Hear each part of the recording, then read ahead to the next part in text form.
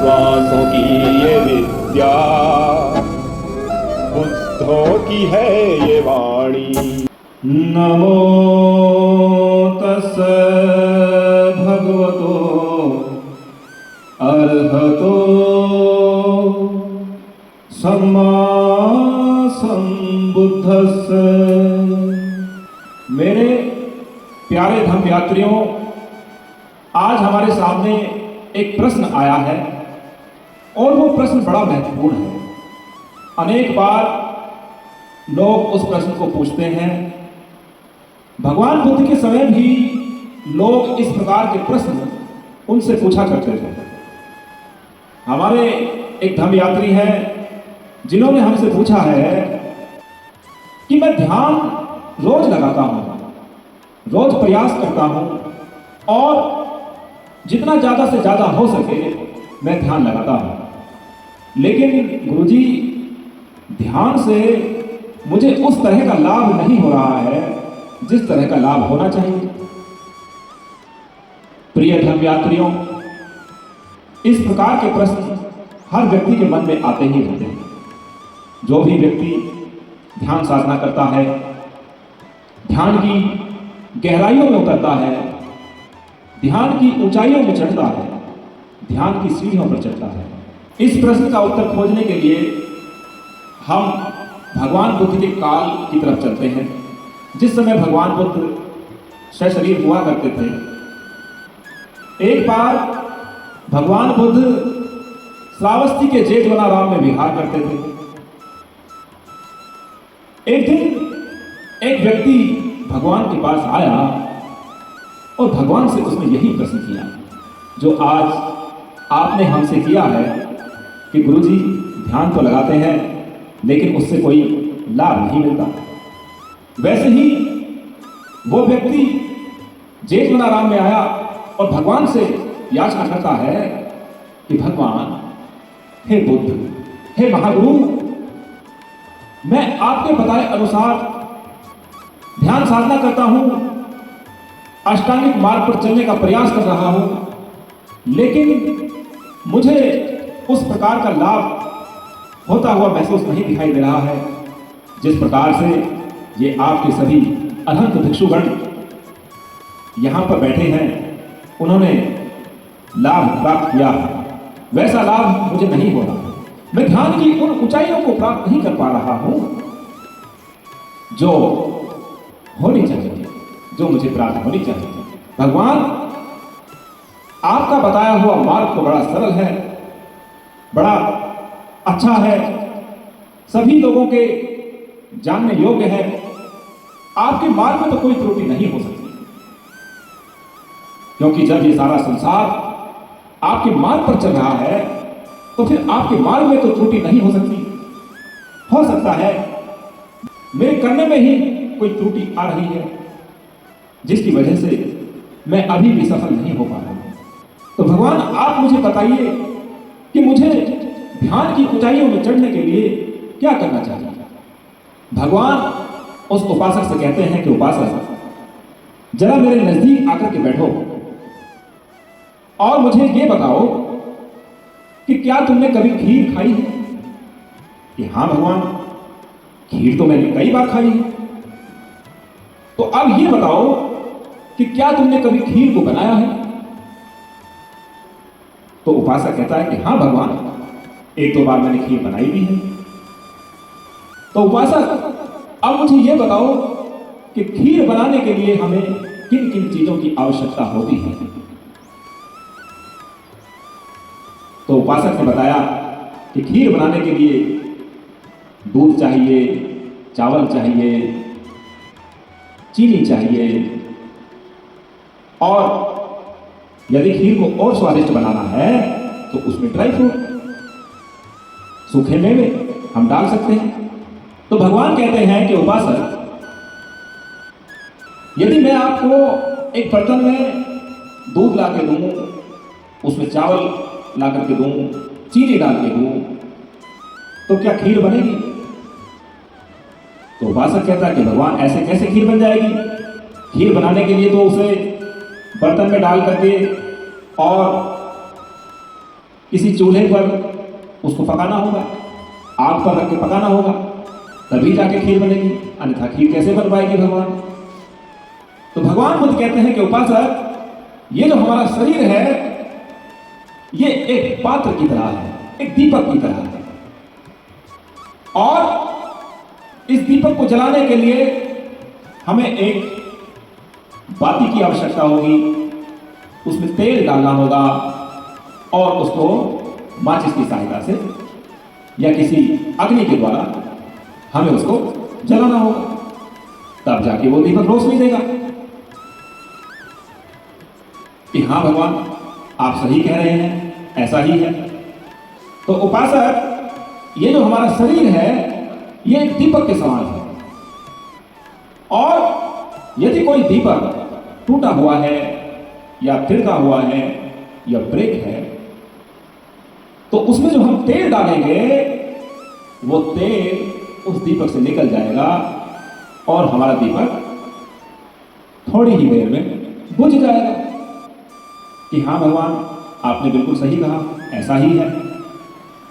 उपासक, जैसे उस दीपक में तेल होता है, हमारे मन में विचार होते हैं, और जैसे हमारे विचार होंगे वैसा ही हमारा शरीर जो है वो कार्य करता है, उसी के अनुसार हमारा शरीर कार्य करता है।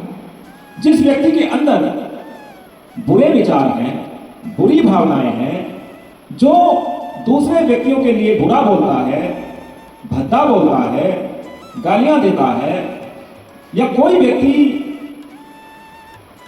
किसी दूसरे व्यक्ति की जाति, धर्म या रीति रिवाजों पर टिप्पणी करता है, उनकी निंदा करता है, उनकी बुराई करता है, तो इसका अर्थ यह हुआ कि उस व्यक्ति के अंदर सिर्फ और सिर्फ गंदगी ही भरी हुई है। और दीपक में जब तेल डाला जाता है तो वो साफ और स्वच्छ होना चाहिए। जब दीपक में तेल साफ और स्वच्छ होगा तो उसकी जो रोशनी होगी, उसका जो प्रकाश होगा, वो भी साफ और स्वच्छ और निर्मल होगा। इसलिए उपासक, हमें अपने शरीर को स्वस्थ रखने के साथ साथ हमें अपने अंदर के विचारों को भी स्वस्थ रखना पड़ेगा। हमें अपने भावों को भी अच्छा रखना पड़ेगा, सुंदर रखना पड़ेगा। कि हाँ भगवान, ये तो आपने बहुत अच्छी बात बताई है। उपासक, यदि किसी दीपक में तेल हो और बाती ना हो तो क्या दीपक जलेगा? तो उपासक कहता है, भगवान, ऐसा तो कभी नहीं हो सकता कि जिस दीपक में बाती ना हो वो जलेगा कैसे? तो उपासक, ये जो ध्यान है ये हमारे दीपक रूपी शरीर की बाती है, बत्ती है।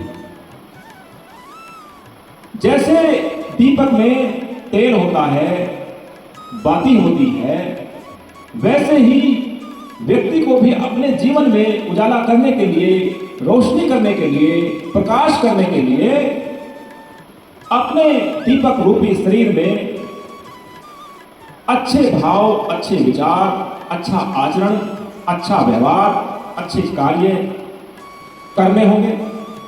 और बाती के रूप में हमें ध्यान, विपස්සना, एकाग्रता, इन सबको भी साधना होगा। तब कहीं जाके हम ध्यान करने योग्य, अष्टांगिक मार्ग पर चलने योग्य, धम्म का पालन करने योग्य हो पाएंगे। इसलिए उपासक, अब तक जो मैंने आपको 3 बातें बतलाई हैं उनको अनिवार्य रूप से करना होगा। तो उपासक कहता है कि भगवान, आपने बिल्कुल सही कहा, ऐसा ही करना है। उपासक, अब मुझे ये बताओ कि तुम्हारे पास दीपक भी है, बहुत सुंदर दीपक है, उसमें तेल भी आपने साफ और स्वच्छ भरा हुआ है, उसके अंदर आपने बाती भी लगाई है, तो क्या अब वो जलेगा? तो उपासक कहता है कि भगवान, अपने आप तो वो नहीं जलेगा, उसके लिए तो हमें उस दीपक को जलाने के लिए कोई ऊर्जा चाहिए, कोई अग्नि चाहिए, जिससे हम उस दीपक को, बाती को जला सकें, तभी वो दीपक जलेगा, तभी उसका प्रकाश होगा। तो भगवान बुद्ध कहते हैं कि उपासक, आपके पास में शरीर रूपी दीपक है, पात्र है, आपके पास में अच्छे भाव हैं, अच्छे विचार हैं, अच्छा आचरण है, आप लोगों के लिए अच्छा बोलते हैं, वाणी शुद्ध है, संयमित है, सब कुछ ठीक है, विपස්සना कर रहे हैं, ध्यान कर रहे हैं, लेकिन अभी भी आप उन ऊंचाइयों को प्राप्त नहीं कर रहे हैं जिनको आपको प्राप्त करना चाहिए कि हाँ भगवान ऐसा ही है। तो उपासक, जिस प्रकार से एक दीपक को जलाने के लिए ऊर्जा की आवश्यकता होती है, उसी प्रकार हमें अपने ध्यान को ऊपर उठाने के लिए ऊर्जा की आवश्यकता होती है, और वो ऊर्जा गुरु की वाणी से मिलती है, गुरु के उपदेश से मिलती है।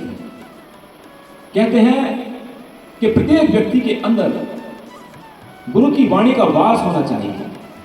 कहते हैं कि प्रत्येक व्यक्ति के जीवन में एक गुरु अवश्य होता है और होना भी चाहिए। ये दुर्भाग्य है उन लोगों का जिनके जीवन में कोई गुरु नहीं है, क्योंकि गुरु ही आपकी ऊर्जा को ऊपर उठा सकता है। एक गुरु आपकी साधना को ऊंचा उठा सकता है। और जब आपके पास ये सब बातें होंगी, उसके साथ साथ आपको एक ऊर्जा की आवश्यकता है, और वो ऊर्जा व्यक्ति को उसके ब्रह्मचर्य से मिलती है।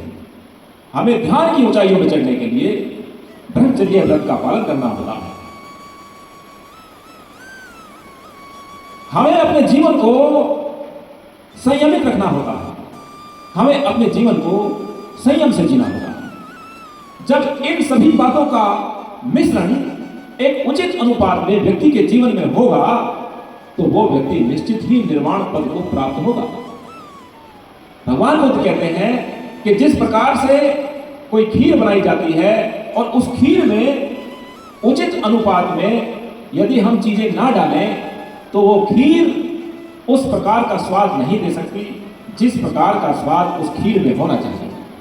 उसी प्रकार जब व्यक्ति आध्यात्म की तरफ जाता है तो उसके जीवन में, उसके मार्ग में ये सभी बातें एक उचित अनुपात में होनी चाहिए। यदि आपके जीवन में इन बातों में उचित अनुपात नहीं है तो आप किसी भी रूप में उन ऊंचाइयों तक नहीं पहुंच सकते जहां तक हमें पहुंचना चाहिए। वो उपासक कहता है कि भगवान निश्चित ही मेरे करने में ही त्रुटि हो रही है, आपका मार्ग तो बड़ा सुंदर और सुगम है। हे भगवान, हे बुद्ध, आज से मैं दोबारा से प्रयास करूंगा और अपने जीवन में इन सब बातों को उतारने का पूरा अभ्यास करूंगा। और उस संकल्प के साथ वो व्यक्ति वापस लौट जाता है।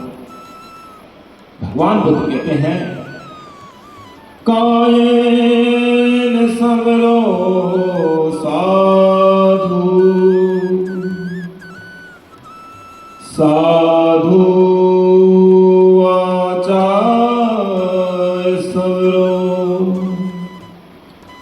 मनसा सगरो साधु साधु सबत सवरो सबत संबुतो भिक्षु